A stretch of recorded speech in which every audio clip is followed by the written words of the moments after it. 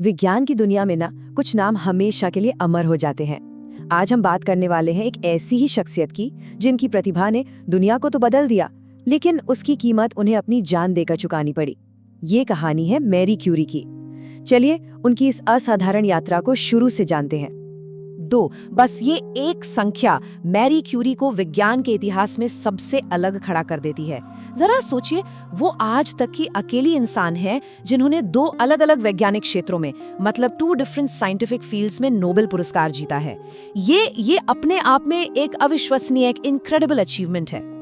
तो आखिर कौन थी मैरी क्यूरी? पोलैंड के वॉर्सो में जन्मी मैरी सिर्फ एक फिजिसिस्ट और केमिस्ट नहीं थी, वो एक सच्ची पायनियर थी, एक ट्रेल ब्लेजर। वो नोबेल पुरस्कार जीतने वाली पहली महिला बनी और जैसा हमने अभी जाना, 2 अलग-अलग विज्ञान की शाखाओं में ये सम्मान पाने वाली एकमात्र व्यक्ति। उनके योगदान का पैमाना देखें तो सचमुच हैरान कर देने वाला है।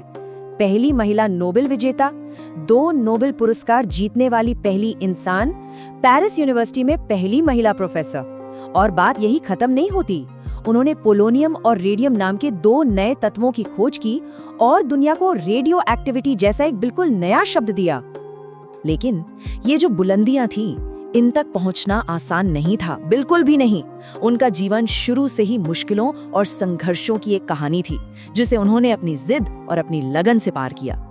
1867 में वॉर्सो में जन्मी मैरी का परिवार भले ही शिक्षकों का था, पर उन्हें हमेशा पैसों की तंगी का सामना करना पड़ा।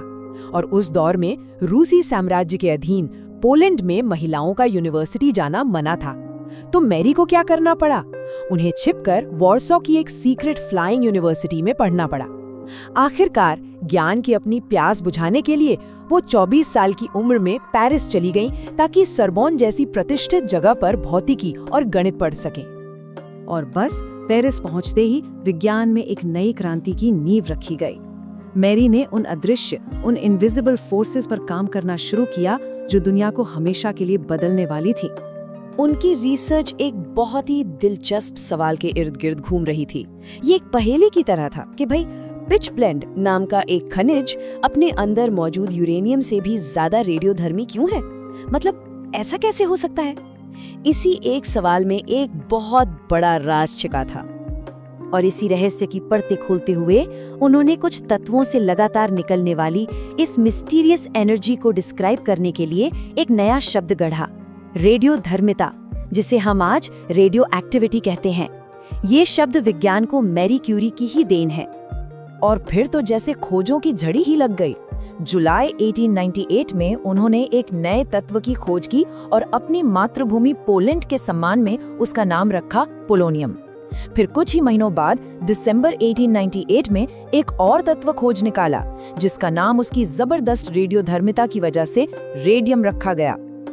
लेकिन इन असाधारण खोजों की एक बहुत भारी कीमत थी, और यही मैरी क्यूरी की कहानी की सबसे दुखद, सबसे ट्रैजिक बात है कि जिस काम ने उन्हें दुनिया में अमर कर दिया, वही उनकी मौत की वजह भी बना। सोचिए, अपने काम के शुरुआती दिनों में इन खतरों से पूरी तरह अनजान मैरी अक्सर रेडियोधर्मी तत्वों के सैंपल अपनी जेब में लेकर घुमा करती थी। आज ये सोचना भी कितना अजीब लगता है ना? पर यह दिखाता है कि उस समय इन अदृश्य शक्तियों के बारे में दुनिया कितना कम जानती थी। सालों तक रेडिएशन के संपर्क में रहने के नतीजे बेहद घातक थे। लगातार थकान और कमजोरी, जले और खराब हो चुके हाथ, और आखिर में उन्हें अप्लास्टिक एनीमिया नाम की बीमारी हो गई। ये एक जानलेवा कंडीशन है जिसमें रेडिएशन की वजह से शरीर खून के नए सेल बनाना ही बंद कर देता है। और इसी वजह से 4 जुलाई 1934 को 66 साल की उम्र में उनका निधन हो गया। पर मैरी क्यूरी की कहानी यहाँ खत्म नहीं होती। उनकी विरासत, उनकी लेगेसी आज भी हमारी दुनिया को रोशन कर रही है। आइए देखते हैं कि उनका काम आज भी हमारे लिए कितना मायने रखता है। उनकी विरासत समय के साथ और भी मजबूत होती गई।